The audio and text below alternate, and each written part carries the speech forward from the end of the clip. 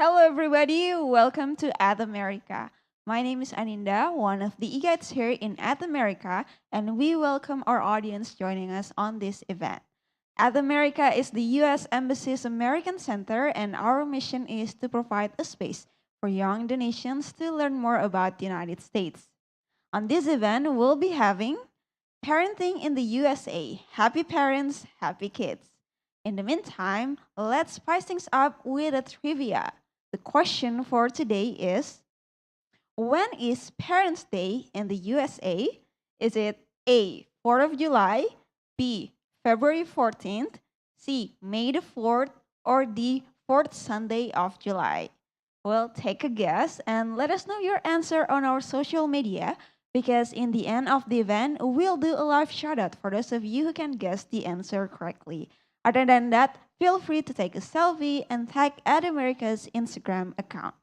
Without further ado, I will introduce you to our moderator today. He is a certified childbirth educator.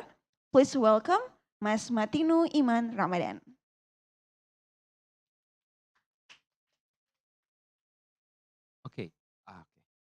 Okay. Good evening, everyone. Assalamualaikum warahmatullahi wabarakatuh. Okay, thanks God. Thank you so much at America for inviting me. I'm very happy to be the moderator of today's discussion about parenting in the USA. Happy parents, happy kids. So I'm gonna be accompanied with the two speakers here. Um, the first one is Mrs. Lisandra Amanta Medal Biti Chacha. Okay. And the second one is Hello. Mrs. Leslie Surta. Okay. So how are you guys doing there? Everything's good? Good. Okay. So we are going to talk about parenting. So I think in my age when I first experienced about parenting is when I knew my wife was pregnant. And at that time I was quite young, I think, and I was quite blind what is actually parenting, how to raise a kids. But I do have a dreams that time. I think everyone is, yeah, here, Miss Lisandra and Mrs. Leslie, that we want to have a great family in the future, and maybe we want to build a great society. So so we consider that time is parenting is a very important things to be understood for me and my wife. And I think this is a very interesting topic. And we can see here both our speakers is a very experienced parent, yeah, here, and also they are having their own expertise here for both of them. So I think we can start by introduction from Mrs. Lisandra, or how should I call you, Kak, Kak Lisandra? Just Lysandra. Okay, Kak Lysandra is Lisandra. okay. Okay.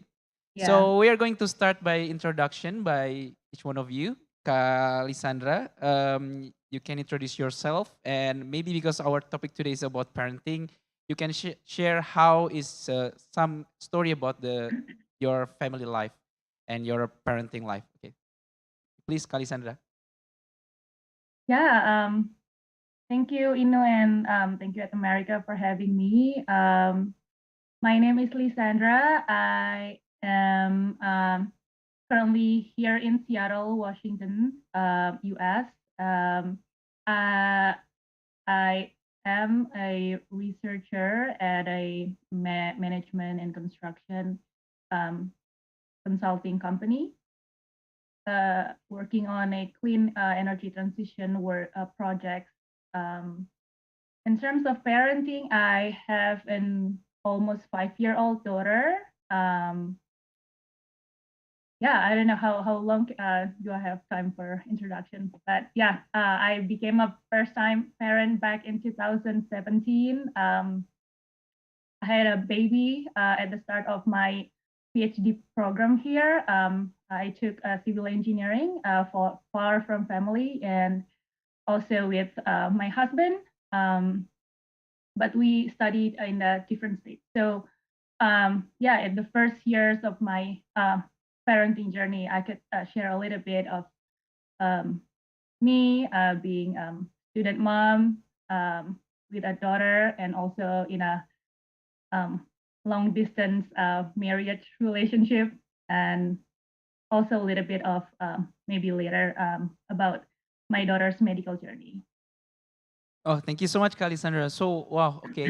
So other than your being a student and you need to live in a different place with your husband, so that's a very interesting stories later, I think. So we will dig in further into that.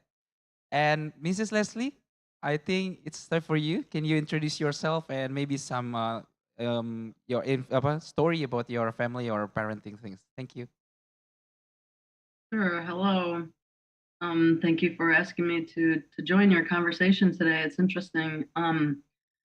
I live with my husband and we have a blended family. So we have three children between us. They're 33 and 30 and 27 right now. And I also have two grandchildren who live in the area, and they're 3 and 1. Um, so blending a family is not always easy, but it does have its benefits. We came together, and the siblings became very close, which was really nice. Um, so everyone got along pretty well, and they still get along. So it's very nice. Okay, thank you, Miss Leslie. So you have already have grandchildren, yeah? Two grandchildren, and you live close to each other. So I Mm-hmm. think you often get visited as well, right? Very, very nice. Okay, so now we are going to start some kind of general questions before we dig in further into each family lives. Because we are talking about parenting here, maybe everyone will have some kind of a different definition or something. But I would like maybe since Mrs. Leslie is already here in the screen, can you define how parenting is for you? And I believe here I saw that you are also involved in the um, exchange student program, right, in the IFS. So I think you have also a broader view about raising kids, especially when you also interact with the kids from the different culture. Can you define how parenting is based on your experience? Sure. In my experience, I think parenting is really about guidance with a lot of patience. I believe you need to show a lot of patience and love to your children as they're growing up. They look to you to show them right from wrong and explain the world to them in ways that they can understand. It's important to model the behavior you expect from them while they're growing up. And it's also really interesting, I think, to see how each child has their own personality. They have likes and dislikes and things that make them happy. And I think you really need to recognize those and kind of go with that and encourage their growth in whatever area they're interested in. Some kids are really interested in sports and others are in music, and others like animals, to go horseback riding or swimming or different aspects. And it's important to encourage them but not push too hard, I think. um, yes, we've had four foreign exchange students live with us starting in 2008. We had a student from Thailand, and then we had a student from Egypt, and they each came and lived with us for 10 months. So it's a full school year. So we learned a lot about different cultures, and kind of they provided a lot of interest for our family, and shared a lot of things, games and music from their culture, and food. Food particularly is really good. So we really enjoyed that. Okay, so do you to dig in further about the one that you say it's very interesting words that encourage but and push, but you did to let them grow as well. Is this kind of value is something that commonly implemented in USA? Is this some kind of culture in USA that to raise a kids like that, or do you think it's also applicable for in globally, like when you said you have an exchange student from the various countries? Yes, I think it's really important globally because you can't force anyone really to do anything. You have to kind of work with their natural talents and skills, and certainly they can take classes and better themselves in areas that they want to. But if I've found that if you go with their interests, students' interests, they gain more, and they want to grow more, and do more things with that. So yeah, I think in America it's very prevalent that students go with their strengths, lead with their strengths. Maybe that's probably a good way to say it. And there's always the fear of missing out. People do compare themselves to other families, and students compare themselves to each other, and that's just not beneficial, I think, in any kind of way, because oftentimes, no matter how hard they study or try to improve themselves, it's almost a futile effort if they're not working with their strengths. I Does that make see. sense? Yeah. I think that's a very good point. Yeah. So I think the first one you say that every kids has their own personality, has their interests, and in the end, parents needs to find what is their strength and then encourage it, right? Hmm. And then it's applied globally. It gives independency, if I can say that, towards the kids to grow as themselves, right? As to find maybe the best version of them. Okay. Okay. Exactly. Yeah. I see. Mhm. And yeah, you said about comparing. Now people is easily comparing their life with others, right? So social media things and everything. It's gonna be a challenge. Now I think we are going to talk about that challenge later. But I would like to go to Ka Lisandra first. Is it okay, Ka Lisandra?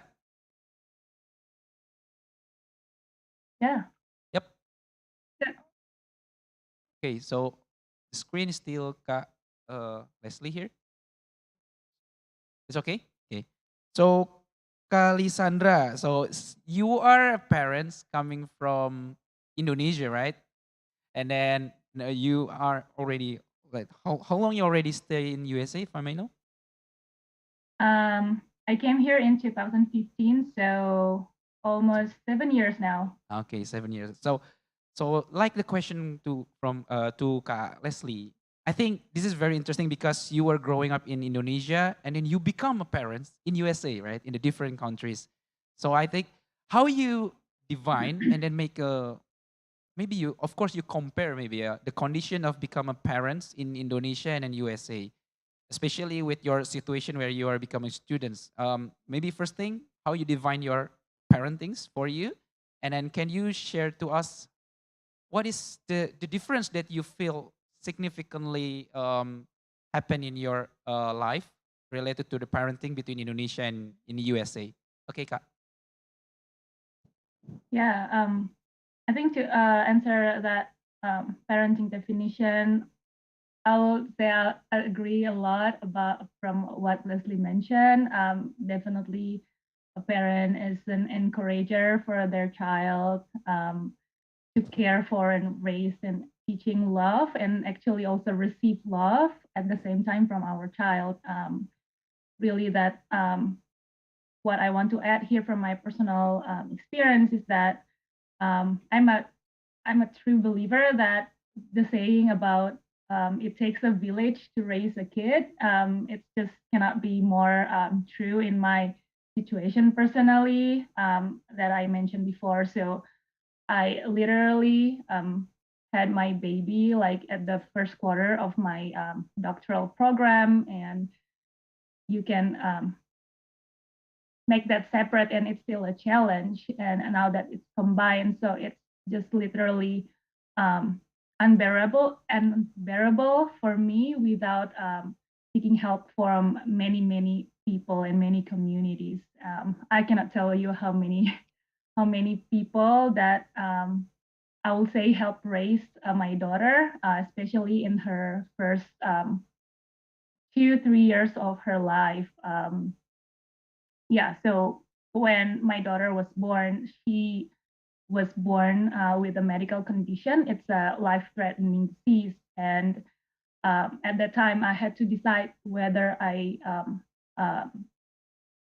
quit because I just started my program, and I think it's a very reasonable thing to do, just to quit what I just started before it went too long. But then, for some reason, my environment, like all the people around me, my family, and also my friends, definitely some of them are um, um, may not be very supportive for me to continue my study. But then I focused to on the environment, my support system, um, who will like ride with me in this parenting journey, and also graduate study journey. So yeah, and then about the difference between uh, parenting side in Indonesia and US. I I wouldn't really say that because I didn't have this experience like raising my daughter first in Indonesia and then take her here. Um, but I will say, please correct me if I'm wrong, Leslie, but like I will say maybe like the more common parenting style here in the US based on the education system and the medical care system that I see is that those authoritative style, I think, where like the kids are more encouraged and are more listened to. So we respect their decision. We really um, uh, treat them as a partner. Definitely, it's a little bit different when our daughter is small, but like um, um, we guide them to find what they like instead of like um, directing them. Okay, you should do this um, instead of doing that. We try to see what their interests are and just go from there. Okay, thank you so much, Kalisandra. So I think I don't know. I maybe watch too many movies. Sometimes the stereotype or about the parenting of Asians, it's portrayed as ambitious and directive, as you say that. Well, while we see that sometimes the point of view in the U.S. maybe something is showing that like Mrs. Leslie before said that and you also said actually that starting to encourage and to find the potential of your kids, right? Rather than giving direction, yeah. Rather than shaping them, let them just grow as it is, and then you just give a guidance so they grow correctly, right? Okay, maybe Lisandra, I want to ask a bit because you say that you have a supporting system there. I don't know. I mean, since you are, let's say, you are a foreigner, right? I mean, you are a new person there. You're coming from Indonesia in 2015, and you have kids. And when you were raising your kids there, um, what is the kind of supporting system that you really appreciate? I mean, in the US, is it some kind of a community that directly coming to you, or your neighbors that have culture? I mean, like it's their culture to help each others or something. Can you share about that kind of blessing that you get when you're starting raise your kids when you are doing your PhD works? Okay. Yeah, I think I would say like it's not specific to the US. For me, like as for us as a parent, it's very important for us to build this support system when we start our parenting journey. And it just happened that I'm right now in the US. So um, I would say like the very first support system is my husband. Who's really supportive. And I don't know what will be the difference when we raise our child in Indonesia. But here we really depend on each other. We don't have the luxury that we might be able to afford in Indonesia to have the extra help of like personal like mother's helper, what you call it in here, or nanny like that. So we really share the houseworks together. As much as we can. That's the first, and then the second is my mother and my mother-in-law. Somehow we managed to find find a way to make them fly here periodically, especially in the first 2 years of my daughter's life. And especially during that time when my husband has to leave away from where I live with my daughter. So um, that's like an important support system from Indonesia. But also in here, I have unexpected like support system from where I currently live, like the community I that I join in here. So for me, I have churches that help me, and also my neighbors. Also, there are some communities, including Indonesian communities, um, hospital, and just there are so many like local organizations here that as long as we as parents here try to be proactive to seek for those kind of help, um, there's just plenty, and I could stress uh, even more to for me the benefit of like being vulnerable and reaching out to people, just including, for example, um, like a mental health organization in my university. I reach out to them just to say, hey, I'm a new mom. I just started my program, and my daughter has this medical condition. I don't know what happens tomorrow, but I need to keep going. What kind of um, what kind of support that you're able to provide me when I need it? So I try to be very proactive in that in that way. Wow. Okay. So I think I know have been facing um, some tremendous challenge, and I think you did it very well. You tried to reach out. So if I could a bit conclude how you could preserve, I mean, your spirit, I see that the first thing I think what new mothers should do, and like what you did, is you need to have some initiative to find out the support system, because actually it's plenty everywhere, right?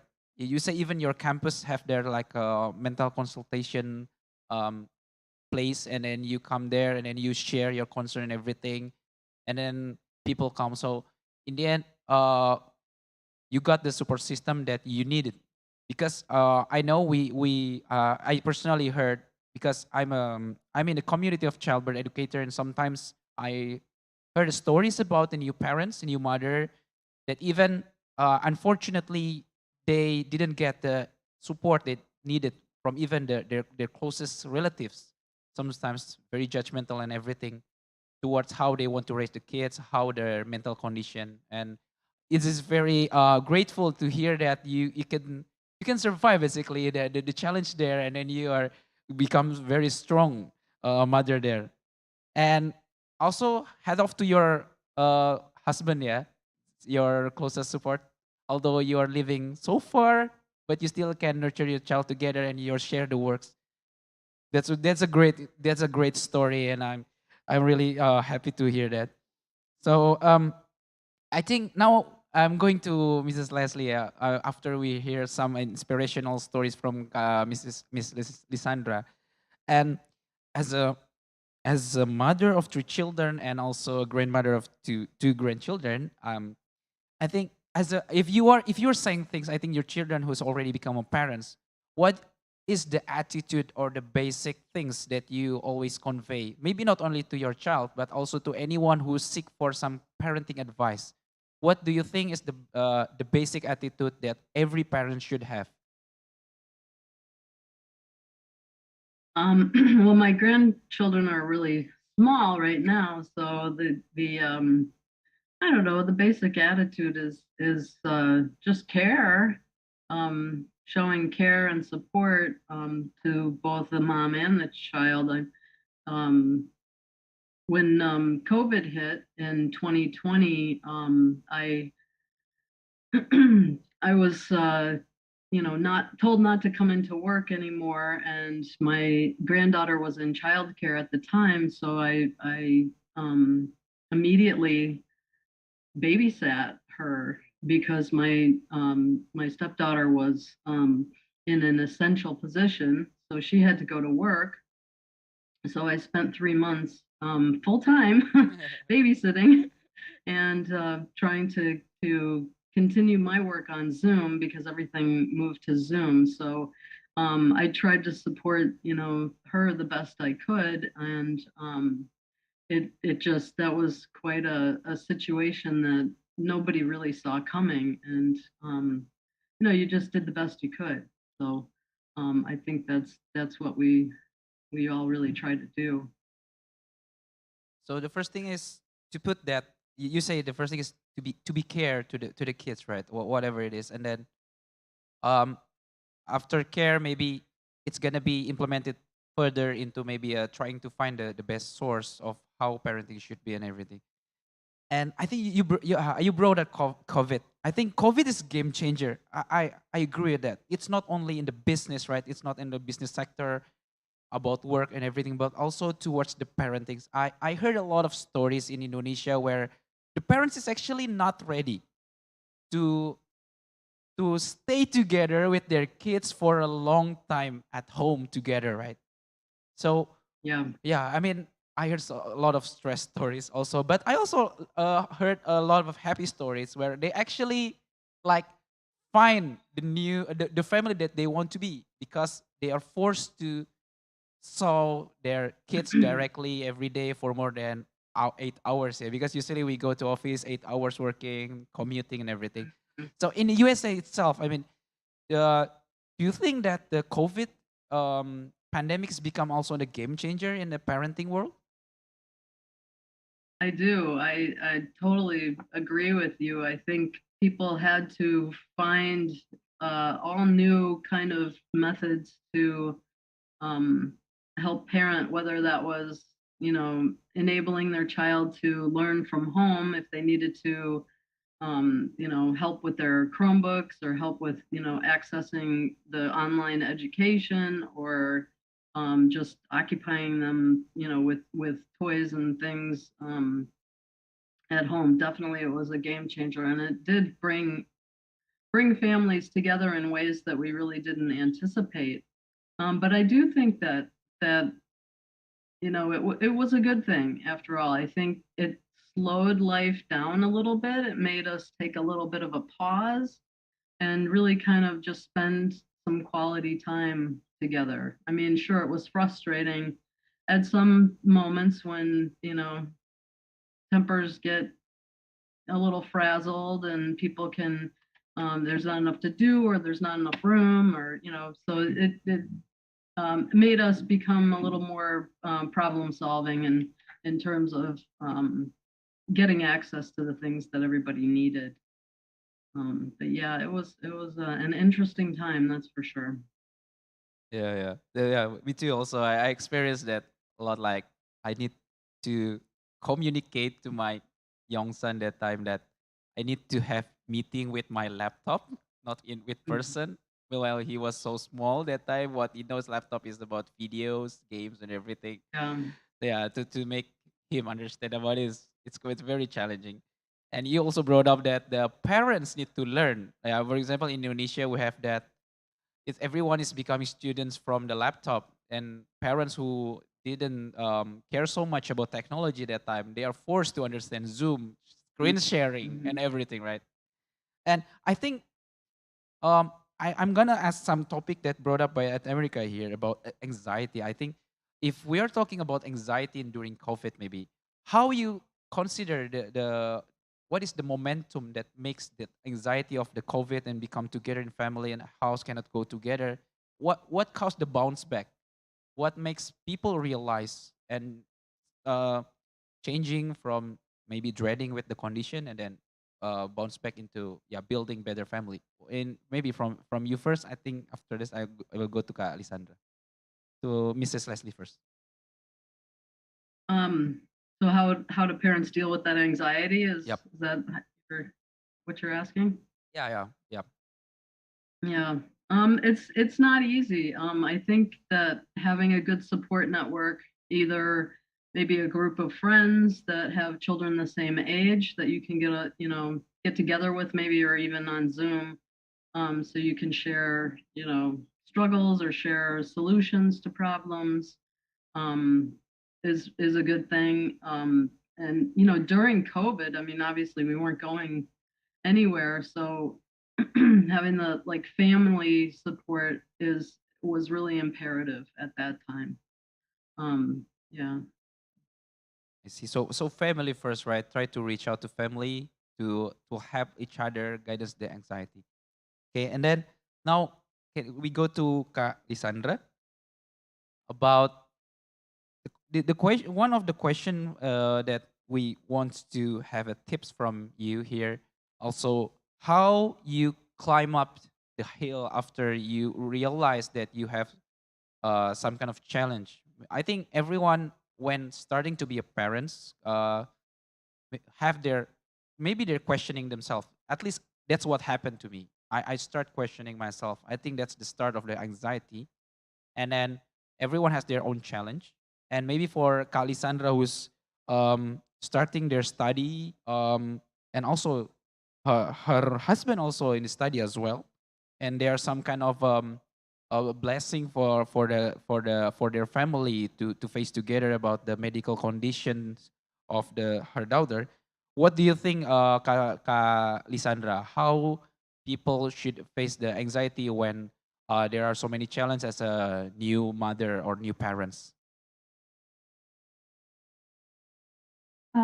Yeah, so how I overcome the challenges, I think um, first is to acknowledge that it's gonna get better. Um, we won't always be in the hill, in the valley. And yeah, just like what you say, everybody has different challenge, and this is just my challenge. So like really acknowledging that like I'm not the only person, or like at the time when I had this challenge, like I'm like the cursed one, or like just the one with bad luck, while everybody else are living a happy life. So really like having that understanding that everybody have their own challenges in a different different kind of forms is helping me. And the second is to um, again like reaching out. I start to believe that um, around me there are so many people who are willing to help. You just need to ask or open your heart. Sometimes although it's sometimes really hard to ask for help, I can imagine like as a new parent there's this kind of judgment, and yeah, like why would you ask question, like you should know things like how to raise your kids, something like that. But I think to first acknowledge that the challenge, and also to humble yourself, that it's okay to ask for help, and it's okay to be vulnerable. It's how I start that um, start overcoming these challenges, and just continue overcoming the challenges that keep coming. Oh, thank you, Kak listener. Yes, the first thing that I get from your sharing is the you need to acknowledge the condition itself, the feelings and everything, and then not staying that long. You need to reach out, yeah, find some support system that will help you to climb the hill. Okay, so after Yeah, the even yeah. before, or just add it a little bit, just even before, if we can, like if even before we're like really down, try to like identify early, is what helped me. Okay, thank you, Kak listener. So now, after facing the first question of become a young parents about anxiety of to be a parents, now I think let's try to talk a bit about the current and the future challenges. I mean, what do you think, Lisandra, the challenges of raising kids in the current era, in the current time? We both have you have 5 years old, yeah. I have 3 years old, so I think the era is gonna be almost the same. But what do you think the biggest challenge now, raising a kids? um, I think the biggest challenge is our on, for me at least at this stage, our own ego of parenting, of um, try to not be judgmental to other parents because of this social media. So I think like the challenge is the social media, which is the blessings and also the challenge at the same time. I don't know, maybe like when I was raised, or before the social media, like you can be more focused on raising your own kids. But right now there are so many great information on how to raise your kids, but also um, if not being careful, sometimes I feel like a failure in some of the things that I did, and then I saw in social media or just other like trusted sources. Oh, I did wrong in this kind of things and this kind of things, and it's sometimes um, if I didn't um, yeah, sometimes it like you can either just like feel bad about it or just move on and try to be better parent every day. I see. The social media is the current challenge. Yeah, all the information flying around unfiltered. I think the most important is because it's unfiltered, right? Sometimes we don't know which one is right or wrong. And as a parents, for me personally, I see that um, um, um, inevitably we need to step forward even further than our kids, right? To understand more about how to filter it, and maybe the next challenge is how to communicate it. At least, yeah, I feel it as well.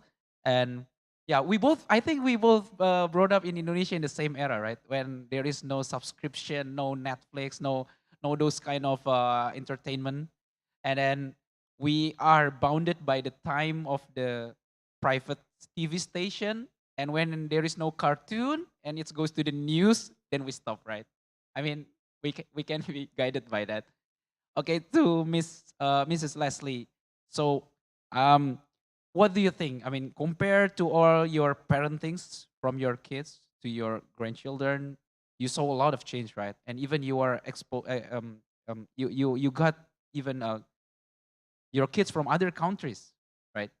What do you think? What Mhm. is the biggest challenges? Ka Lisandra already brought up social media. Could you brought up other things also? Yeah, I totally agree with Lysandra that social media is a prime source of anxiety and difficulty with raising children. When my first student came in 2008, my first foreign exchange student came, it was right when smartphones started coming out. So I I made my children and the foreign exchange student put their all their electronics in a basket at the bottom of the stairs every night, and I would not let them take them into their bedrooms. And they hated me for it. They did not like that at all. But you know, it worked, and it helped them get a good night's sleep, and it helped them to kind of the foreign exchange students who assimilate to our culture.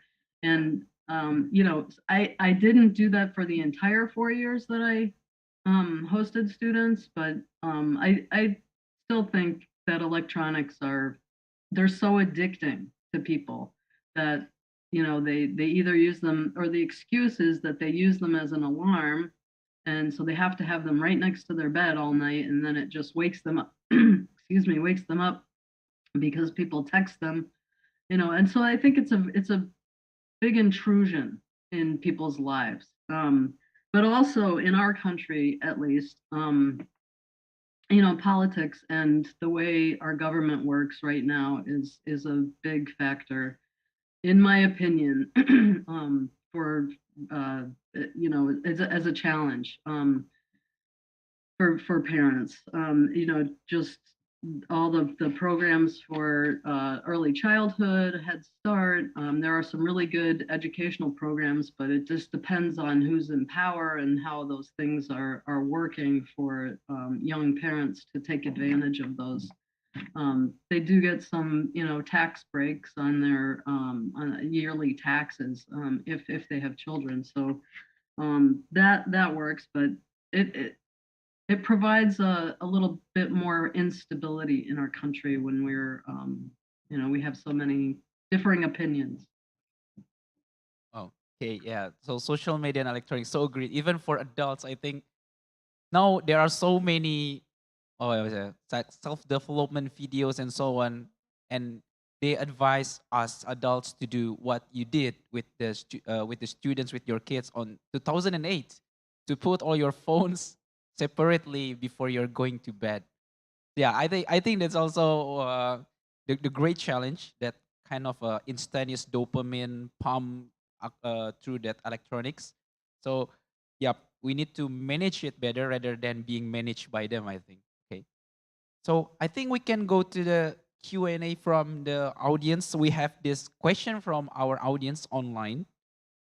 Um, I don't know who should answer this, but anyone who would like to answer this, you can just directly say it.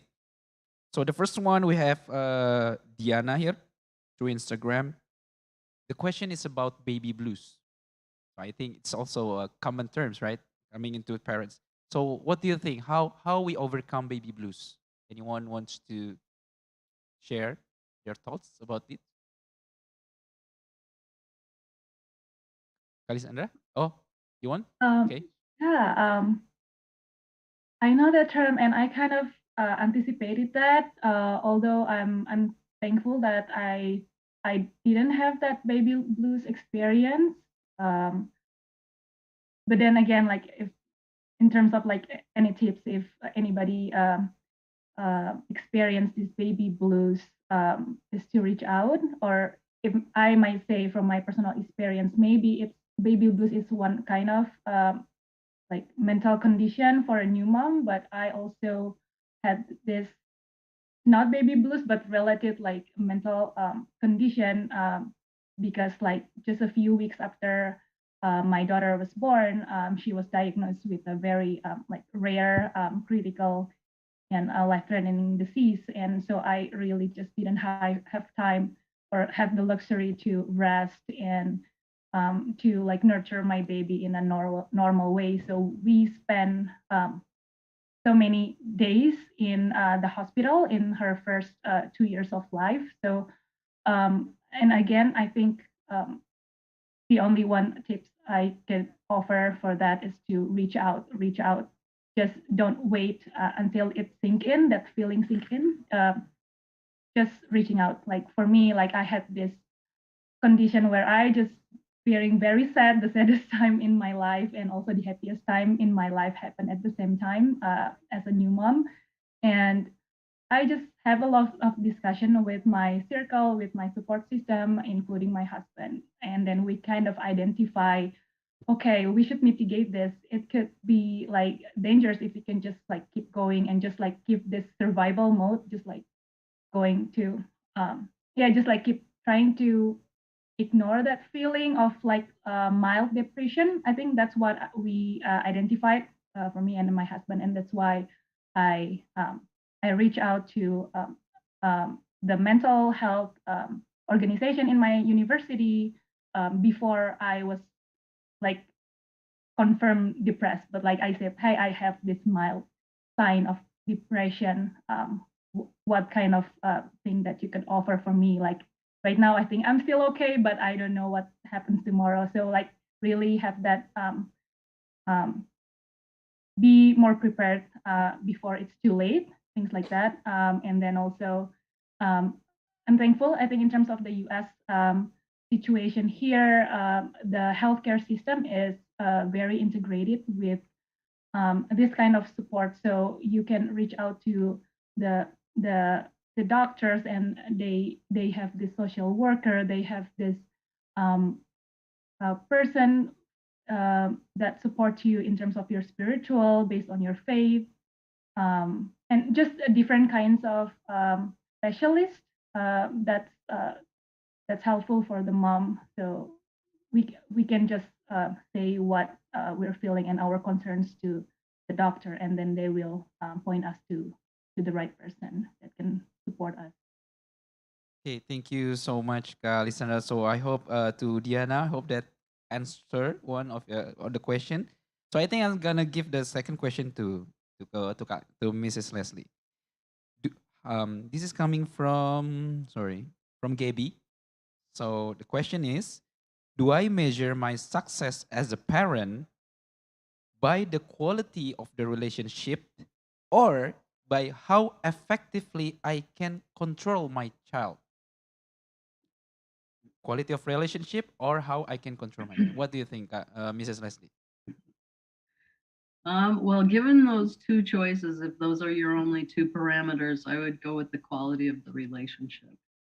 because I think that would really trump, control of the child any day of the week. So yeah, I mean, having a good relationship with your child is really important. I don't think you need to be best friends, but I do think that there needs to be a mutual kind of respect and admiration and love, and you know um, you're pretty much everything to a child when they're young, and so developing that excuse me, should last, hopefully forever.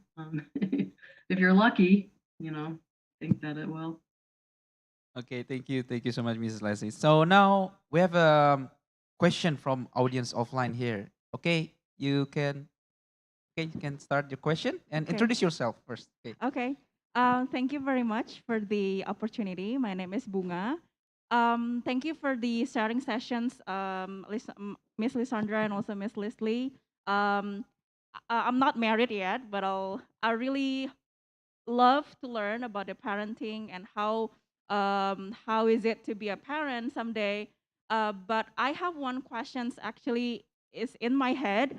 It's almost a decade, I think. So in 2015, I was um, selected as one of the students to the United States to have the exchange program, and I experienced how my host family treated me with their Western style of parenting, where the kids can just go everywhere, anywhere. The time is just as long as you can manage yourself, like that kind of freedom. But back here in Indonesia, I experienced my parents, it's really strict, like, like how Eastern parenting style. And I don't blame this both kind of parenting style, which I know, like many of my friends in the US, they are just developed as great persons. They are growing up as who they are, as their self, not afraid of anything and just be brave and etc. The thing that I want to ask is, as the American parents and also someone right now in the US as the Lysandra and also Miss Leslie, how do you guys see this kind of different culture is actually have something good in them both?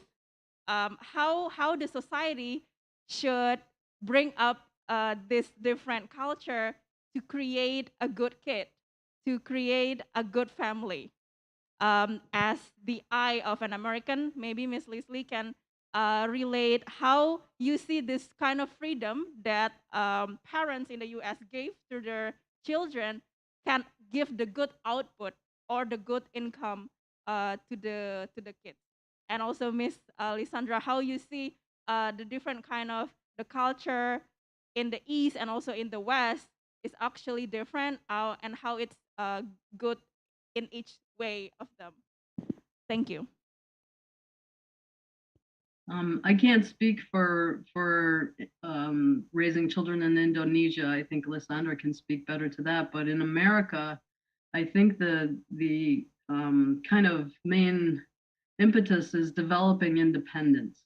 So we're trying to develop independent children that are like self-actualized. They have self-determination. They are confident in their choices in life, and um, so we'll do whatever we can really to encourage that, and that's within boundaries. I think I think each culture you have the whole range from very permissive parents to very rigid and I forget the term, controlling maybe parents of, with a lot of rules to, very permissive parents. And, there is no one perfect family, really.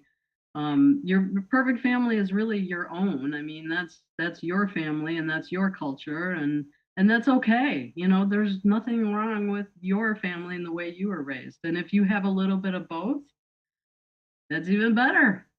In my opinion, I guess. I know, Lysandra, I'm sure you can add more about the Indonesian perspective. Yeah, I definitely agree. I can really sense that how here in the America we teach our kids to be more independent at the earlier stage, even like from a very small age. Like I let my like I think Asian parents at least like we just like to feed our children as long as they eat enough in accordance to like the parents' portion and things like that. And compared to here, like if you don't really want to eat, then you don't eat. It's okay, and you just you can start to teach about this consequence about that with the small children. In terms of the freedom, I think it's I don't know if that's about like in Western culture or Indonesia culture, but um, if I could just imagine, like in Indonesia, we also have a different environment, and I think it really depends on how safe the parents feel to let their kids um, stay outside compared to in here. So maybe like in your situation, I don't know, like maybe the environment from the house and be outside is pretty safe, and the city where you live in is like considered to be like a safe enough environment to let like the I don't know like the teenage years to be outside at a later hours compared to here in Indonesia. I also raised in a family, especially that I'm a daughter, so I also have this like strict nighttime hours, things like that, and um, it's hard for me at times to accept that like why would my other friends go outside and I cannot, but like now that I'm a parent myself, I can just try to like understand. I think really to believe that our parents are just trying to do the best uh, in their own way. That's what they feel safe at the time.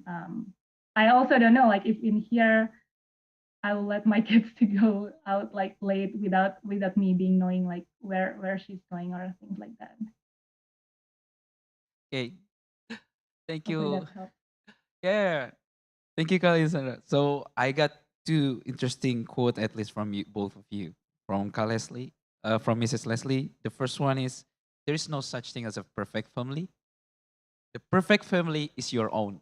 I think that's very very strong word. I mean, feeling very grateful with any family that we have. And for from Kalisandra, from Mrs. Lisandra, I had the words, "We believe that our parents is doing their best on their own way." So despite and how the way they learn and everything, but we should believe that they are trying to do their best to nurture us to do the best parenting methods that they know that time, and they try to reach out for help for that. And okay, so after this, now we are going to the mentee mentor questions. Okay.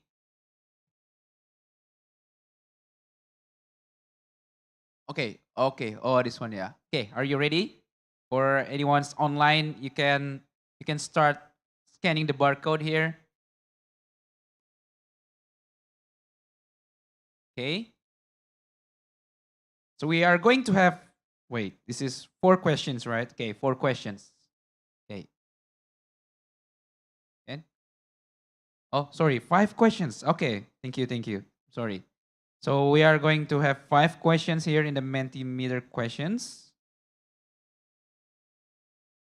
So if they're ready, please scan the code on your screen.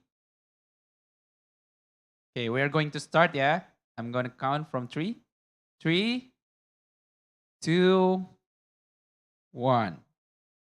So the first questions is, according to you, yes, according to you, what is the most important factor when planning parenthood?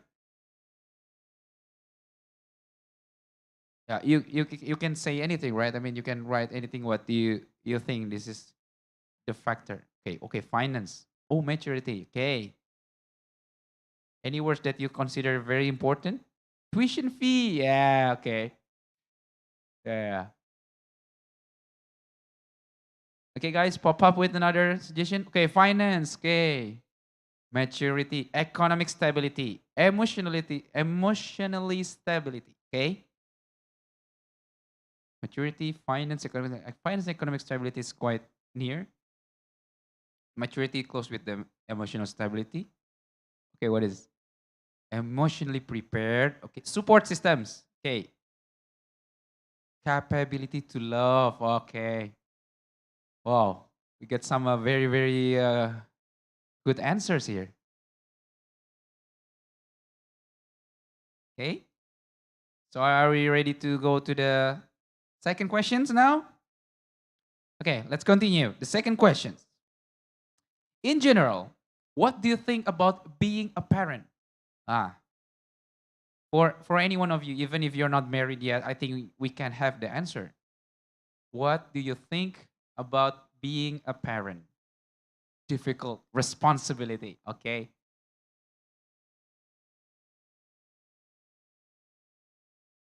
Anyone else wants to share the words? Oh, fun, scary, amazing, full of anxiety. Okay, tough, yep. An example, yep. Fun, exciting, difficult, scary, lovely. Is there anything else you think? Oh, big responsibility. Yep. Okay. Why is scary? Why are you scary? You can tough, difficult, fun. Okay. Any others? Okay. So we have 1, 2, 3, 4, 5, 6, 7, 8, 9, 10. Okay. Yep. I think as a parents, I agree with all those answers. Sometimes everything can pop up or substitute. Number 3, if you could turn back time from when you were a kid, how did you wish to be raised? Okay, how did you wish to be raised? Maybe when I was a kid, I was wondering if I could watch Satria Baja Hitam more often, but no, it's only at the 5 p.m. Or I can play soccer in an unlimited time. Okay, to be listened. Okay, that's a strong word. More time with my parents, more playtime. Yes. No, no. Okay. I regret nothing. Oh my God. So grateful for that. Oh. Okay. Anything else? Number 4 then. Oh, wait, you want to be. Oh, I trusted. Yes, agree. How do you feel about this event? Okay.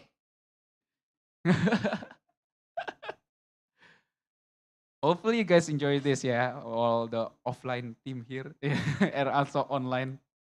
Inspiring. Alhamdulillah. Ready to be parents. Cool. Informative,